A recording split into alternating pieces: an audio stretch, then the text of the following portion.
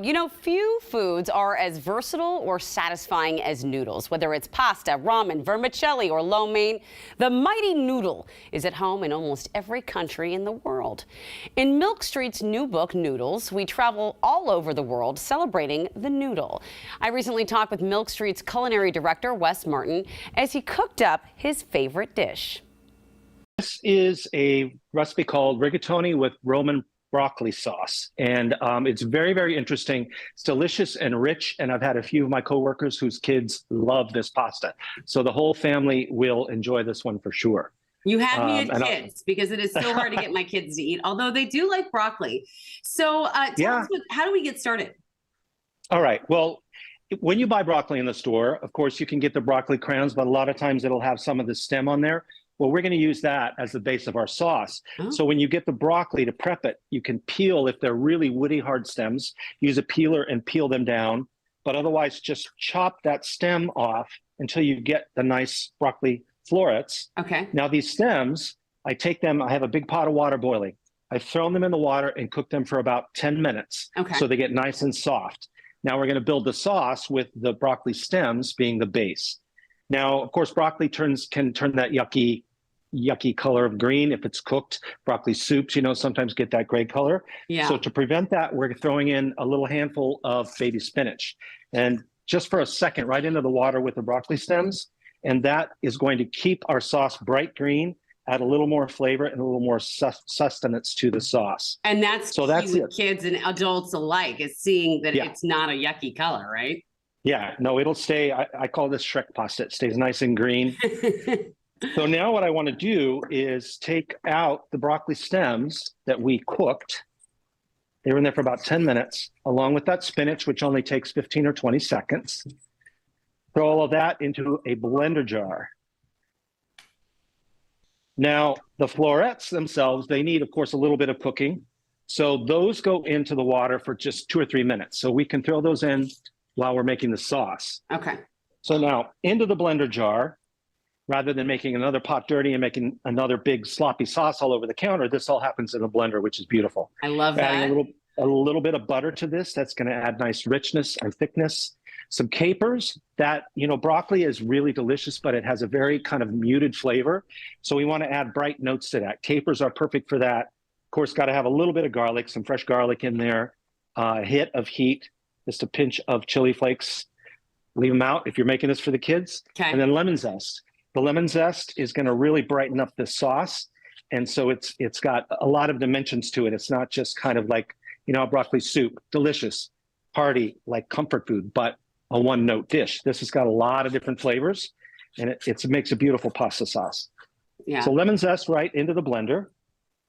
And now the trick to this is some of that water that we cooked the broccoli, you'll see here, it's kind of like I'll hold it up here. It's kind of like a shade of green. Yeah, it's some of that chlorophyll out of the light green. I'm going to put half a cup of that into the blender jar to get our ingredients spinning around in there.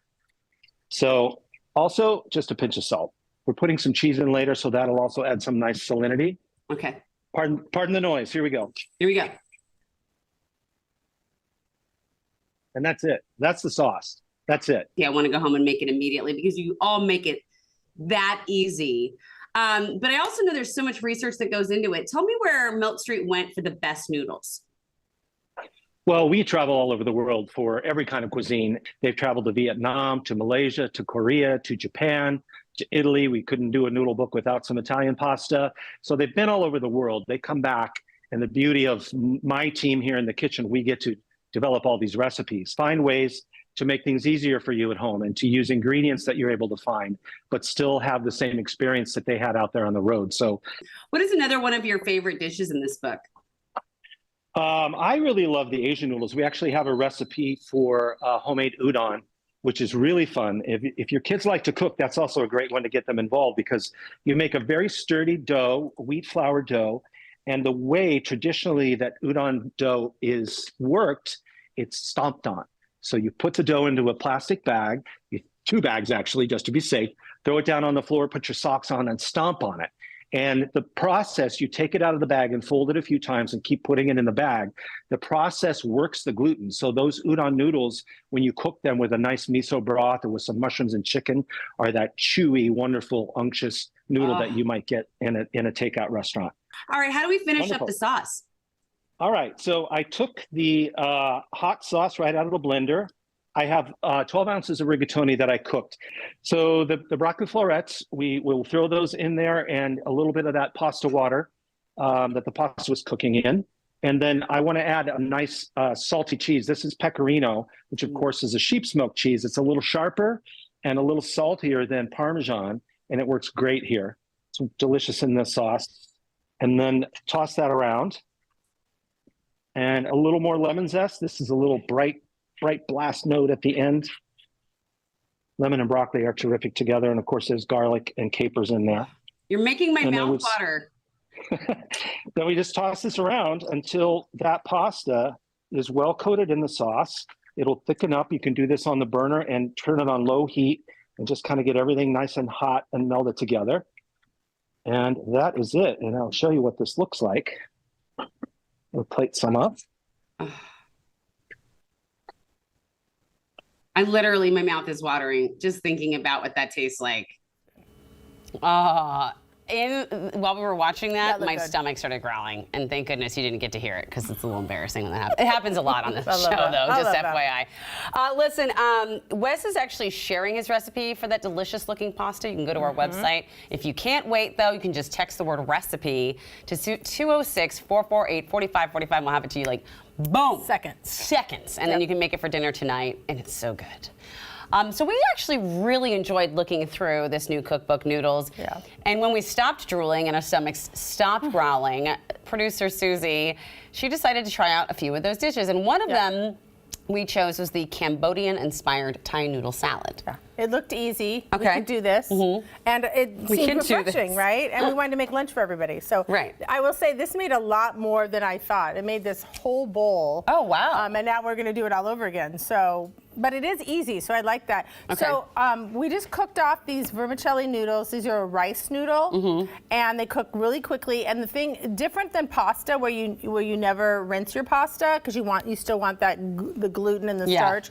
Here you rinse this because you want them cold. Okay, so you rinse it like real good? In real cold water, and then let it sit there in cold water and then rinse it again. So you want them because you want to start cold. Okay. Okay, so that's ready to go. All right, and then we have in this bowl the cucumber shallots. Right. So I just heard her stomach go. So Did we you better guys go hear quickly it? so she can eat. I just heard it. It's Oh like my goodness. a slow rumble, and then it starts to build. People. Okay. Let's finish this so I can eat. I'd like to just be silent and hear. Okay. No. So you salted this? Yeah, English cucumbers and shallots, thin, and we salted it so take some of that water out. And that's ready to go too. And we're just going to actually throw those on top of the noodles. Okay. And we can build the sauce. I also have shrimp that is cooked and just kind of roughly chopped. Roughly chopped, okay. Roughly chopped, and yeah. you actually went and bought that from the grocery store. You weren't like, I'm going to peel it. No, I'm just going to buy it. No, that was super easy to do. But now let's build the sauce. Okay, I'm here for it. So we're going to start with lime juice, about 6 tablespoons of lime juice. Okay, let me just put it in there. Yeah, put it all in there. And then you also have some brown sugar. All right. So throw that brown sugar in there. All right, let me throw the brown sugar. And while you're doing that, I'm going to add some fish sauce. Fish sauce, Gives you that kind of umami flavor. So that's about 2 tablespoons of brown sugar. I'm doing 3 tablespoons of fish sauce. All right. And then you also have some black pepper. Yep. I got the knife though. Oh my gosh, I'm worried about that. And then one of the last things is this is what gives it the heat. This is a Fresno chili. You can also use Fresno chili. A Thai pepper, but this is a Fresno chili pepper. Red chili Could you pepper. go easier on the fish sauce if you wanted? Because it smells really fishy to me. It does, but when you're eating it, I think. But yes, you could. Okay, all right. All right, and now you want me to chop this? So you can use any herbs you want. We're using cilantro. Cilantro, Andy. Mint. And then Thai basil. You can use regular Italian basil, almost my fingers. That's fine. It was me that, it's all good. I use Thai basil, I like the spiciness of it. But it's perfectly fine if you can't find that to use regular Italian basil. And while you're chopping that to this sauce, I'm adding a cup of roasted peanuts finely chopped. Okay. That's the whole sauce here. Okay, wow. I know. Now, are we adding this cilantro into the sauce or into the? Add this right in here. Okay. This is one of those kind of one bowls kind of thing. Well, I have a few bowls. Okay. Maybe 2 bowls? 2 bowls. And then this is mint. And if you hate mint, did you chop me again? No, no, but my stomach was growling again. Okay, if you hate mint, then hates choose mint? something. I don't know. Some people kind of don't love the flavor profile there. Okay. Then don't have it. Or as we have a member of our, a very sad member of our staff who doesn't like cilantro. I mean, there is another reason I'm sure he has for living, but so we would leave out the cilantro. We didn't today though. Okay, and throw that in there, and then give me a little Thai basil. Okay, we're about out of time though, so I'm afraid So I'm not going to get to the Thai basil. You go. Then we'll leave that out, right. and you try the salad. I have Okay. one right there for you. I'm going to eat this too. This is all mine. And this is all you do, and you just mix it up. This is so And you're yummy done. and fresh looking. Yeah. And the heat will catch up with you, but you can put less or more as you like it. I love this. It's good, right? I love this. It's so fresh. It tastes like, this is the perfect summer salad. Yeah. It is really good. It's hard to get those glass noodles down though. Yeah, okay. All right. Susie, thank you so much. It's stuck there, but it's good. It's good. That's really good. It's all right there. That'll help.